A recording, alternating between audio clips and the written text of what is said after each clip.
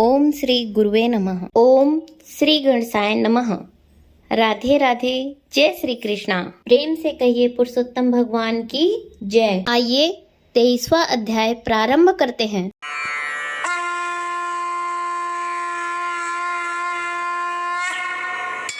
महाराज धृष्टद्युम्न ने महर्षि वाल्मीकि से विनय पूर्वक कहा, हे मुनि श्रेष्ठ, पुरुषोत्तम मास में दीपदान का क्या फल है, मुझे बतलाने की कृपा कीजिए। महर्षि वाल्मीकि बोले, हे राजन, दीपदान की इस पापनाशनी कथा को सुनने से 5 प्रकार के पाप दूर हो जाते हैं, अतः आप इसे ध्यान पूर्वक सुनो। सौभाग्य नगर में सत्यवक्ता, अत्यंत बुद्धिमान और पराक्रमी चित्रबाहु नाम के एक प्रसिद्ध राजा हुए हैं। वह राजा सहनशील, सब धर्मों के जानने वाले, शीलवान, रूपवान, दयालु, ब्राह्मण भक्त, भगवत चरित्र सुनने वाले, अपनी स्त्री से प्रेम करने वाले, पुत्रवान, हाथी, घोड़ा, रथ एवं पैदल सेना वाले तथा धन धान्य युक्त थे। वह श्री कृष्ण के अतिरिक्त अन्य किसी देवता को नहीं मानते थे। एक दिन चित्रबाहु ने दूर से आते हुए मुनि श्रेष्ठ अगस्त जी को देखा। राजा ने दंडवत प्रणाम करके उनका विधि पूर्वक पूजन किया। महर्षि अगस्त जी को पूरी श्रद्धा और प्रेम सहित आसन पर बैठाने और पूजन करने के पश्चात राजा चित्रबाहु विनय पूर्वक महर्षि अगस्त जी से बोले, हे मुनि श्रेष्ठ, आज मेरा जन्म, जीवन, राज्य और महल आदि सभी धन्य हुए, जो श्री कृष्ण के सच्चे सेवक आप मेरे यहाँ पधारे। तारों की चमक तभी तक है जब तक सूर्य उदय न हो, उसी प्रकार अन्य ब्राह्मण तभी तक पूजनीय हैं जब तक वैष्णव ब्राह्मण न हो। अगस्त जी बोले, हे चित्रबाहु, तुम धन्य हो तथा तुम्हारी प्रजा धन्य है, जो तुम सरीखे राजा वैष्णव से रक्षित है। उस राज्य में न रहें जहाँ वैष्णव राजा न हो। सूखे वन में रहना अच्छा है, किंतु अवैष्णव राज्य में रहना अच्छा नहीं है। भले आदमी उसे ही राजा कहते हैं जो श्री कृष्ण के चरण का आश्रयी हो। उसके ही राज्य में प्रजाजन सुखी रहते हैं। हे राजन, आज मेरे नेत्र सफल हुए जो तुमको देखा, तथा वाणी सफल हुई जो तुम्हारे साथ बातचीत की। इस राज्य का आप पालन कीजिए, यह मेरी आज्ञा है। अब मैं जाता हूँ। श्री नारायण आगे बोले। इस प्रकार कहकर जब अगस्त ऋषि जाने को तत्पर होने लगे, तब राजा चित्रबाहु की ईश्वर भक्त और पतिव्रता रानी चंद्रकला ने आकर उन्हें भक्ति पूर्वक प्रणाम किया। अगस्त जी बोले, अटल सौभाग्यवती रहो और कृष्ण भक्ति तथा पति सेवा में तुम्हारी प्रीति इसी प्रकार बनी रहे। जब महर्षि अगस्त जी यह आशीर्वाद दे रहे थे, महाराज चित्रबाहु सिर झुकाकर और हाथ जोड़कर बोले, मेरे पास अटूट संपत्ति, अंकंटक राज्य, पतिव्रता, आज्ञाकारिणी पत्नी आदि सभी सुख किस पुण्य से प्राप्त हुए हैं। श्री नारायण बोले, जब राजा ने इस प्रकार मुनि से निवेदन किया, तब महर्षि अगस्त जी ने एकाग्र मन से ध्यान करने के बाद राजा को उसके पूर्व जन्म की यह कथा सुनाई। महर्षि अगस्त जी ने राजा से कहा, हे राजन, मैंने तुम्हारे पूर्व जन्म का सब चरित्र जान लिया है। वह सब इतिहास तुमसे कहता हूँ, ध्यान पूर्वक सुनो। अपने पूर्व जन्म में तुम चमत्कार नामक नगर में शूद्र जाति में मणिग्रीव नाम से प्रसिद्ध थे और जीव हिंसा करने में लगे रहते थे। नास्तिक, दुष्ट स्वभाव, पराई स्त्रियों को छीनना, किए हुए उपकार को न मानने वाले, शिष्टाचार से रहित तुम स्वभाव से ही थे। इस समय जो तुम्हारी नारी है, यही पूर्व जन्म में मन, वचन और कर्म से पति परायण तुम्हारी स्त्री थी।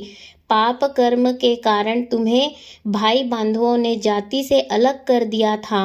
राजा ने भी तुम्हारे अपराधों के कारण तुम्हारा धन छीन लिया था, और जो बाकी धन बचा वह जाति के भाइयों ने छीन लिया। इस प्रकार धन नष्ट होने पर तुम्हारी पुनः बहुत से धन पाने की इच्छा हुई। धन नाश होने पर भी इस सती स्त्री ने तुमको नहीं छोड़ा था, परंतु अन्य जनों से तिरस्कृत होने के कारण तुम नगर छोड़कर वन में जीवों को मारकर अपना निर्वाह करने लगे थे। अगस्त जी ने आगे कहा, हे राजन, उस जन्म में तुम शिकारी मणिग्रीव के रूप में जैसे तैसे गुजारा कर रहे थे। एक दिन तुम अर्थात शिकारी मणिग्रीव धनुर्बाण लेकर वन में शिकार की खोज में गया, जहाँ पर बहुत से मृग आदि पशु रहते थे। उस मनुष्यहीन जंगल में रास्ता भूले एक महान योगी उपदेव जी अत्यंत व्यथित होकर घूम रहे थे। दोपहर का समय था और मुनि को रास्ता नहीं मिल रहा था। प्यास के कारण उपदेव जी व्याकुल होकर वहीं गिर पड़े तथा बेहोश हो गए। उनकी अवस्था मरणासन हो चुकी थी। हे राजन, उसी समय तुम वहां पहुँचे। रास्ता भूले बेहोश उन ब्राह्मण को देखकर तुम्हें दया आ गई। उन्हें उठाकर तुम अपने स्थान पर ले गए। तुम और तुम्हारी पत्नी ने उसकी बहुत सेवा की। थोड़ी देर बाद उपदेव जी होश में आ गए और बड़ा आश्चर्य करके कहने लगे, मैं तो वन में था, यहाँ कौन लाया मुझे? श्री नारायण जी आगे बोले, हे नारद, तब मणिग्रीव ने उपदेश जी से कहा, महाराज, आप घबरावे नहीं। यहाँ कमलिनियों से भरा सुंदर और स्वच्छ शीतल जल से भरा तालाब है। आप वहाँ चलकर स्नान करें और प्रातः कर्म से निवृत्त होकर फलाहार एवं जलपान करें और पश्चात सुखपूर्वक विश्राम करें। उपदेव ब्राह्मण होश में आने के पश्चात मणिग्रीव की बात सुनते हुए प्यास लगने के कारण उठे। तब मणिग्रीव ने उनको सहारा देने के लिए भुजा पकड़ ली। उसी के सहारे वह ब्राह्मण तालाब पर पहुँचे और किनारे पर पुनः विश्राम करने लगे। तब तालाब के किनारे वट वृक्ष की छाया में विश्राम के बाद स्नान कर नित्य कर्म कर वासुदेव भगवान के पूजन में लग गए। तदनंतर देवता और पितृ तर्पण किया और बाद में शीतल जल पीकर उसी वट वृक्ष के नीचे आ बैठे।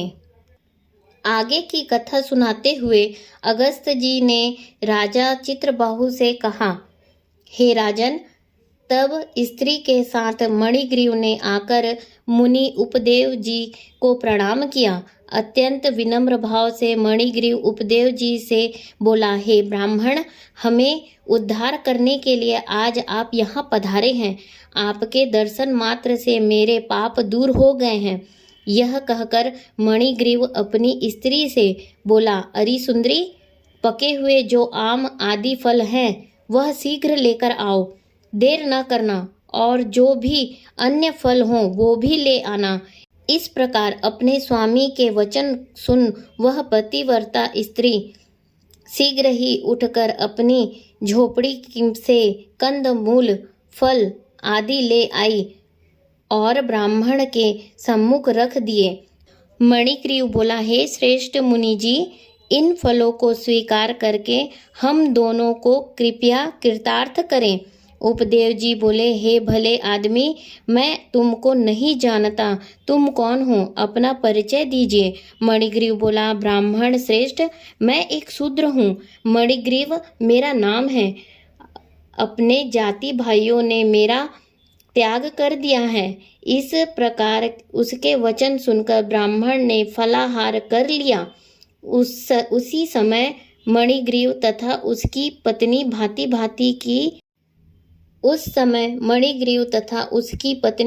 भांति से उनकी सेवा करते रहे।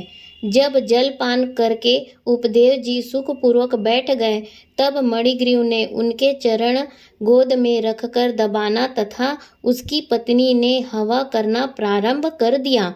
मणिग्रीव बोला, हे मुनि श्रेष्ठ, इस भयंकर निर्जन वन में यहाँ हिंसक जीव विचरण कर रहे हैं तथा जल भी प्राप्त नहीं है, आप कैसे पधारे? उपदेव जी बोले, महाभाग, मैं ब्राह्मण हूँ। प्रयागराज जाते हुए इस दारुण वन में आकर रास्ता भूल गया था। मैं थक गया था, प्यास बड़े जोर की लग रही थी और मैं मरणासन था। तभी तुमने मुझे जीवन दान दिया। हे मणिग्रीव, तुम दोनों स्त्री पुरुष ने इस घोर वन में वास क्यों लिया है, यह तो मुझे बता दो। कदाचित मैं तुम्हारे किसी दुख को दूर कर सकूं। इस प्रकार की मनमोहक और प्रेमपूर्ण वाणी सुनकर अपने मन में एक दुख दरिद्र से मुक्ति की लालसा लिए मणिग्रीव अपने दुष्कर्मों और उनसे प्राप्त इस करुण दशा की संपूर्ण गाथा सुनाने लगा। इति श्री पुरुषोत्तम मास महात्म्ये धृष्टद्युम्नोपाख्याने नाम त्रयोविंशोऽध्याय समाप्तम। प्रेम से बोलिए पुरुषोत्तम भगवान श्री कृष्ण की जय, पुरुषोत्तम मास की जय। राधे राधे, जय श्री कृष्णा।